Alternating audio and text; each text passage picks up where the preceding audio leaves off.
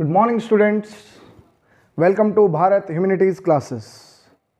In previous video lecture, we discussed about the fundamental rights like the right to freedom of religion and right to against exploitation. Today, we start our next topic, the cultural and educational rights. Dear students, you are the part of humanities. अक्सर कहा जाता है कि art के बच्चों के पास time बहुत ज़्यादा होता है और वो अक्सर पढ़ते नहीं हैं। तो जितने भी मैं आपको एक बात बता देना चाहता हूँ कि जितने भी वीडियो जीके सीरीज़ की है ये आपके फ्यूचर के लिए है, ये कोई मैं अपने लिए नहीं बना रहा हूँ। तो जितने भी जीके सीरीज़ है वो सारी कॉम्पिटिटिव एग्जामिनेशन के लिए है और जितने भी क्वेश्चन जो आज तक आए हैं मैं चाहता हूं कि +1 और +2 के अंदर आप इतने ज़्यादा जीके क्वेश्चन सीख लें कि जब आप कोई एनडीए का टेस्ट दें या आप एसएससी का कोई एग्ज़ाम दें, इवन यही क्वेश्चंस कहीं ना कहीं घुमा फिरा के जो हायर लेवल तक के एजुकेशन है लाइक यूपीएससी वहाँ भी पूछे जाते हैं। जल्द ही भारत ह्यूमैनिटीज़ क्लासेस के ऊपर उन सभी क्वेश्चंस को भी डिस्कस किया जाएगा जो आपके यूपीएससी के पार्ट रह चुके हैं। सो प्लीज़ थोड़ा सा अपना एक टारगेट, अपना एक ऑब्जेक्टिव, अपना एक एम बनाएं ताकि ह्यूमैनिटीज़ के जो हम पार्ट हैं हमें भी प्राउड फील हो कि we are the part of humanities. So please students take it seriously. Okay, so let us start our next topic of our chapter number 2, rights in the Indian constitution, and today's topic is the cultural and educational rights. तो ये आपके क्या है, सांस्कृतिक और आपका शैक्षणिक जो अधिकार है जो आर्टिकल 29 to 30 में क्या है गिवन है। आज हम उसके बारे में क्या करने वाले हैं, स्टडी करने वाले हैं। सबसे पहले बात कर लेते हैं हम आर्टिकल 29 की। किसकी बात करेंगे बच्चों? आर्टिकल 29। आर्टिकल 29 क्या कहता है? आर्टिकल 29 सेज दैट minorities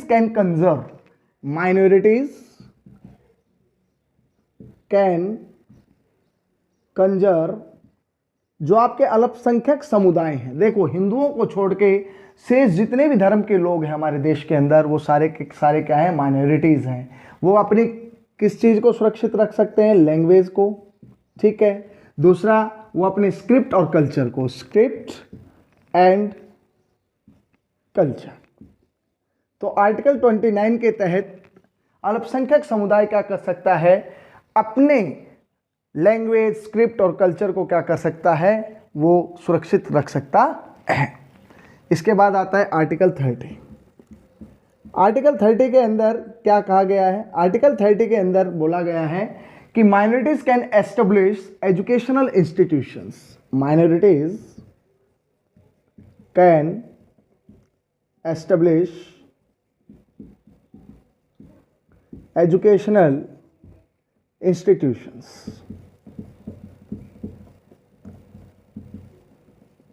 कि जो आपका अल्पसंख्यक समुदाय है वो शैक्षणिक क्या खोल सकते हैं? संस्थान खोल सकते हैं। ये आर्टिकल क्या कहता है? 30 कहता है। और आर्टिकल 30 के अंदर देखिए, कोई भी जो एजुकेशनल इंस्टीट्यूशंस खोले जाते हैं सरकार उनमें भेदभाव नहीं कर सकती है। वो ग्रांट इनको भी देनी पड़ेगी और जो दूसरे आपके क्या है एजुकेशनल इंस्टीट्यूशंस हैं उनको भी क्या करनी पड़ती है? देनी पड़ती है। सो this is about article 29 and article 30। Next आपका जो राइट है, ये आपका राइट कौन सा था? Cultural and educational rights.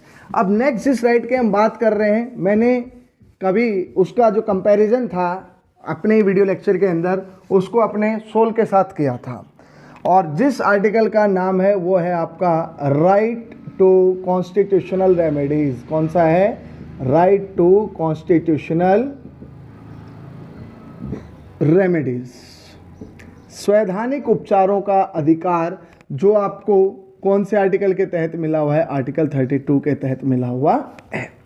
देखिए, article 32 is related with right to constitutional remedies. This article is known as heart and soul of Indian Constitution. इसको भारत के संविधान की आत्मा तथा क्या कहा गया है? दिल कहा गया है। और ये जो वर्डिंग्स थे यूज किसने किए थे? डॉक्टर भीमराव अंबेडकर ने। डॉक्टर भीमराव अंबेडकर, जिनको भारतीय संविधान का क्या कहा जाता है, निर्माता कहा जाता है। Article 32 of Indian Constitution provides for constitutional remedies against the violation of fundamental rights. If someone or the government can try to violate our fundamental rights, then we have the right to move into Supreme Court or in the High Court. Suppose कीजिए आपका fundamental right क्या किया जा रहा है, आपका violet किया जा रहा है, तो ये आपके पास अधिकार है कि आप कहाँ जा सकते हैं, आप सुप्रीम कोर्ट नई दिल्ली जा सकते हैं, या आप अपने जो रेस्पेक्टिव हाई कोर्ट से आपके स्टेट के, आप वहाँ पर अप्रोच कर सकते हैं। देखिए, अगर किसी व्यक्ति द्वारा या सरकार के द्वारा आपके मौलिक अधिकारों का हनन किया जा रहा है, तो आप देश के सर्वोच्च न्यायालय या उच्च न्यायालय की क्या कर सकते हैं, शरण ले सकते हैं। And it is the prime responsibility of our judiciary system to protect the fundamental rights of the citizen. Yes, it is fact. ये प्राइम रेस्पॉन्सिबिलिटी है कि ये हमारे फंडामेंटल राइट्स को क्या मिलेगी, यहाँ पर हमारे फंडामेंटल राइट्स को मिलेगी प्रोटेक्शन। अर्थात जो व्यक्ति या जो सरकार या जो कोई भी राजनेता या कोई भी हमारे मौलिक अधिकारों को हमसे छीनने का प्रयास करता है, तो हम अप्रोच कर सकते हैं सुप्रीम कोर्ट और हाई कोर्ट के अंदर। और ये प्राइम रेस्पॉन्सिबिलिटी है हमारे जुडिशरी सिस्टम की कि वो हमारे फंडामेंटल राइट्स जो वायलेट हो रहे हैं उनको क्या करेंगे, प्रोटेक्ट करेंगे। यही कारण है कि रेस्ट ऑफ द जो 5 राइट्स है वो इफेक्टिव होते हैं because of the article 32। That's the reason that doctor Bhimrao Ambedkar said that this article is known as the heart and the soul of Indian Constitution. Is it clear? अब supreme court और high court कैसे क्या करता है, रक्षा करता है, तो वो करता है रिट्स के द्वारा। किसके द्वारा? रिट्स। अब 5 प्रकार की रिट्स होती है प्यारे बच्चों। कितने प्रकार की रिट्स होती है? 5 प्रकार के। मैं आपको एक एक रिट्स के बारे में क्लियर बताऊंगा कि जो रिट कौन जारी कर सकता है, सर्वोच्च न्यायालय और उच्च न्यायालय। ये एक इंपॉर्टेंट क्वेश्चन आता है आपके कॉम्पिटिटिव एग्जामिनेशन के लिए। For the protection of fundamental rights, जो रिट्स होती है वो कौन जारी कर सकता है, तो रिट्स दोनों ही कोर्ट क्या कर सकते हैं, जारी कर सकते हैं। एक एक रिट के साथ हम यहां पर क्या करने वाले हैं, डिस्कशन करने वाले हैं। तो सबसे पहली जो रिट है वो है हैबियस कॉर्पस। कौन सी है? Habeas corpus. The first writ is habeas corpus. It is the only writ which is related to individual liberty. ये भी काफी इंपॉर्टेंट क्वेश्चन है कि व्यक्तिगत स्वतंत्रता से संबंधित कौन सी रिट है, तो वो है आपकी हैबियस कॉर्पस। कौन सी है? Habeas corpus. देखिए, हैबियस कॉर्पस एक क्या है, लेटिन वर्ड है। क्या है? Latin word. ये आपका कौन सा वर्ड हो गया? Latin word. ठीक है, जिसका मीनिंग क्या होता है? You may have the body, you may have the body. देखिए, आपका हैबियस कॉर्पस जो आपका क्या है, एक लेटिन वर्ड है जिसका मतलब क्या होता है, you may have the body. It is a remedy for a person who detain wrongfully. देखिए, ये हैबियस कॉर्पस कब जारी की जाती है? मान लीजिए कि आपको या किसी भी व्यक्ति को रॉन्गफुली क्या कर लिया जाता है, अरेस्ट कर लिया जाता है, डिटेन कर लिया जाता है, तब वह व्यक्ति क्या कर सकता है, हैबियस कॉर्पस के तहत क्या कर सकता है, सुप्रीम कोर्ट या हाई कोर्ट में अप्रोच कर सकता है। The supreme court and the high court issue this writ when a person is illegally arrested और डिटेन्ड बाय द स्टेट और by the police. If the cause of the arrest is insufficient, the court would release him. Yes, अगर उस व्यक्ति को गैर कानूनी तौर पर सरकार ने, राज्य सरकार ने, पुलिस ने डिटेन या क्या कर रखा है, गिरफ्तार कर रखा है, तो उसको क्या किया जाएगा, उसको रिलीज करना पड़ेगा। और वो जो रिलीज होगा वो कौन सी रिट के द्वारा होता है, वो हैबियस कॉर्पस के द्वारा होता है। एक बार फिर समझा देता हूं। Habeas corpus is related to individual liberty, व्यक्तिगत स्वतंत्रता से संबंधित है। नंबर 1, ये लेटिन वर्ड है जिसका मतलब होता है you may have the body. If someone is detain और अरेस्टेड बाय द स्टेट और by the police wrongfully, then the judiciary system, तब हमारी जो न्यायपालिका है वो अगर ये देखे कि इसको जो डिटेन कर रखा है या इसको जो गिरफ्तार कर रखा है वो इनसफिशिएंट एविडेंस के साथ कर रखा है, तो कोर्ट उस व्यक्ति को क्या कर सकता है, रिलीज करने का ऑर्डर दे सकता है। सो this is your first writ which can be issued by your Supreme Court or the High Court for the protection of fundamental right. Second आती है writ of mandamus. Second जो आपकी writ है वो है writ of mandamus. अब इसको समझते हैं कि रिट ऑफ मैंडेमस, पांचों ही रिट काफी इंपॉर्टेंट है, आगे जाके आपको किसी न किसी कॉम्पिटिटिव एग्जामिनेशन में इसको क्या करना पड़ेगा, देखना पड़ेगा। और अगर आज सीख लिया तो आगे फिर आपको क्या करना है, बस एक गोला भरना है और आपका सिलेक्शन पक्का है। तो हेबियस कॉर्पस के बारे में समझ में आ गया। अब पढ़ते हैं मैंडेमस के बारे में। मैंडेमस भी आपका क्या है, एक लैटिन वर्ड है। कैसा वर्ड है, the Latin word mandamus means, ये लैटिन वर्ड है और इसका मतलब होता है वी कमांड। क्या होता है, वी कमांड, हम आदेश देते हैं, कमांड देते हैं, ठीक है, we command. The writ is issued when a person files a petition against any public official, any public official which is not performing the duty. मान लीजिए कोई भी सरकारी कर्मचारी अपने कर्तव्यों का निर्वहन नहीं कर रहा है, तब वह व्यक्ति, कौन व्यक्ति जिसका कार्य नहीं हो रहा है, वह कहां अप्रोच कर सकता है, सुप्रीम कोर्ट और हाई कोर्ट के अंदर अप्रोच कर सकता है। The court would order the concern officer to perform its duty. और इस रिट के तहत क्या करेगा, जो सुप्रीम कोर्ट और हाई कोर्ट है वो ऑर्डर देगा उस व्यक्ति को, जिस व्यक्ति का कार्य है उसको करने का आदेश देता है। तो ये आपका कौन सा है, writ of mandamus. Writ of mandamus Latin word है जिसका मतलब है वी कमांड। सपोज कीजिए आपका कोई काम है और आप कोई पब्लिक सर्वेंट आपका काम नहीं कर रहा है, तो आपका जो फंडामेंटल राइट्स है वो वायलेट हो रहा है, तो आप कहाँ जाएंगे, आप जाएंगे सुप्रीम कोर्ट और the high court.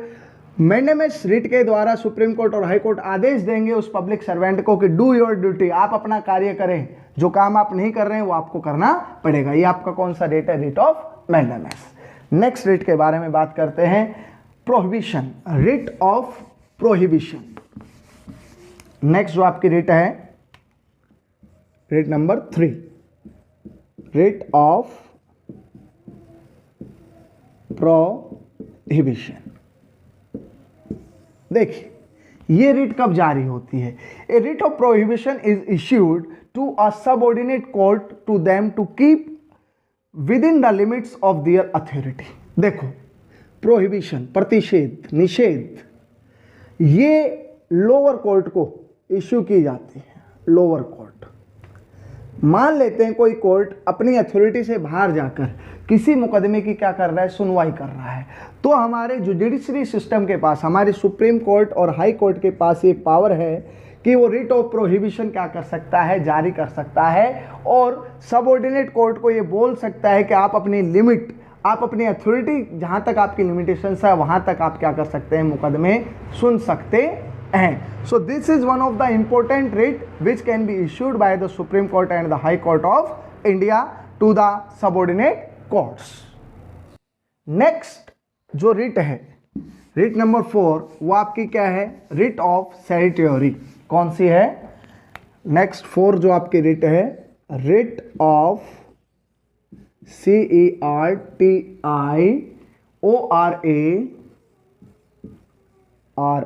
Writ of certiorari. ये जो रिट है, ये इसका मतलब क्या होता है, सेरिटोरी का मतलब होता है to be fully informed, to be fully informed.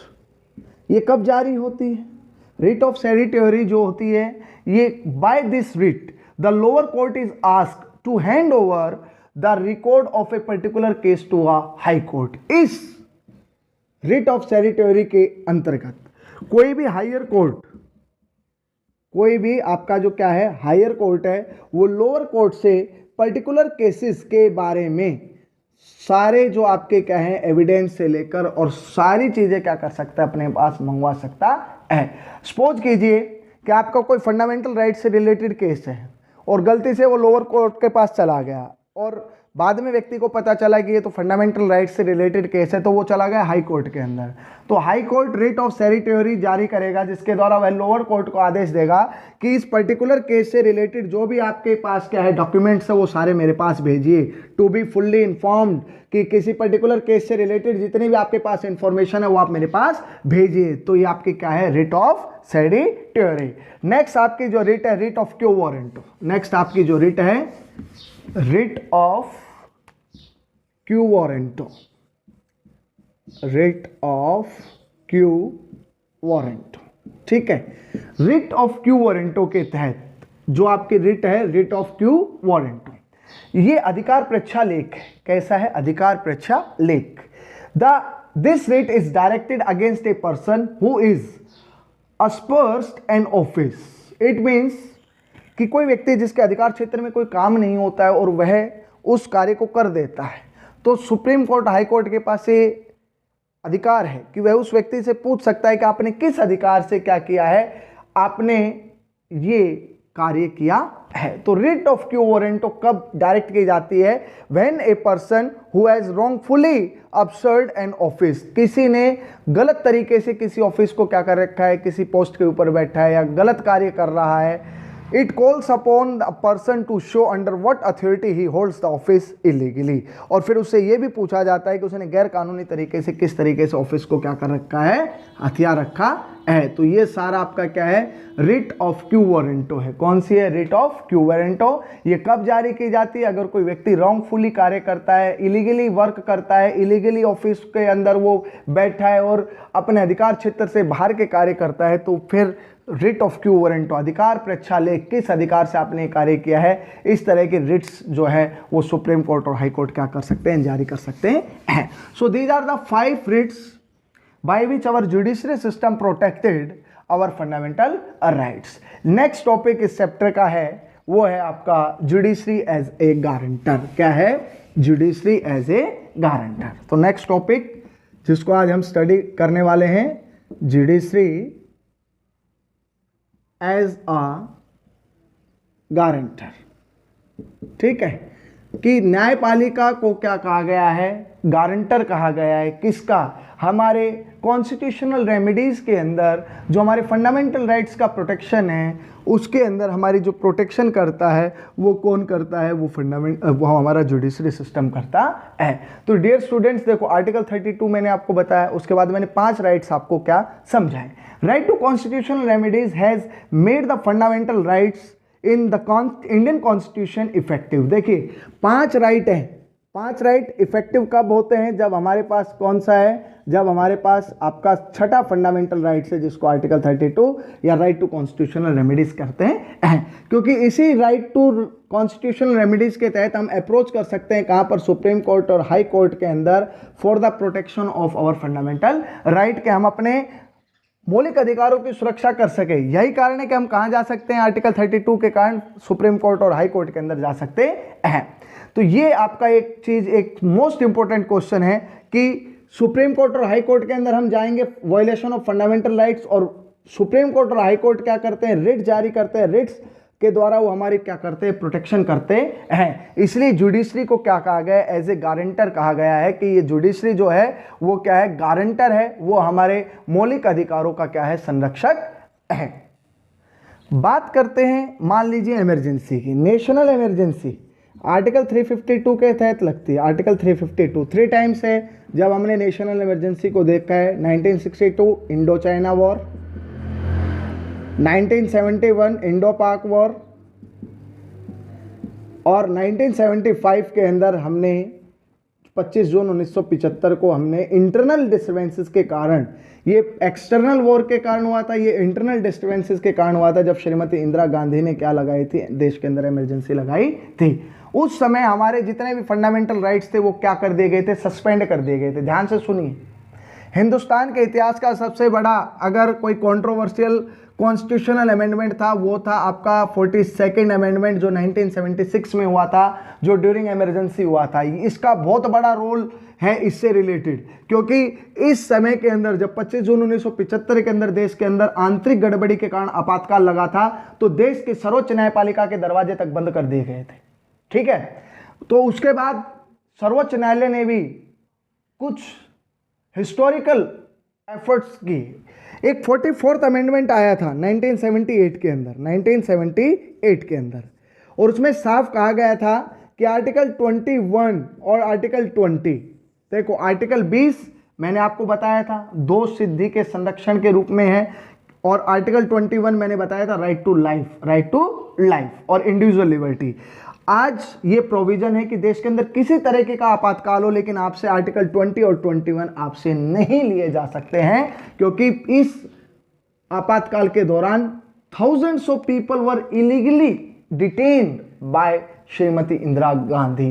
That's was the reason कि 44th अमेंडमेंट आया, उसमें भी ये प्रोविजन आया, लेकिन हमारी जुडिशरी सिस्टम ने भी ये कहा कि किसी प्रकार का कोई भी आपका क्या हो, आपातकाल हो, आपसे आपका आर्टिकल 20 और 21 नहीं लिया जा सकता है। इसलिए कस्टडियन ऑफ फंडामेंटल राइट्स किसको कहा जाता है? जुडिशरी को कहा जाता है। इसके अलावा जुडिशरी के पास एक पावर होती है, ध्यान से सुन लीजिए, जुडिशियल रिव्यू।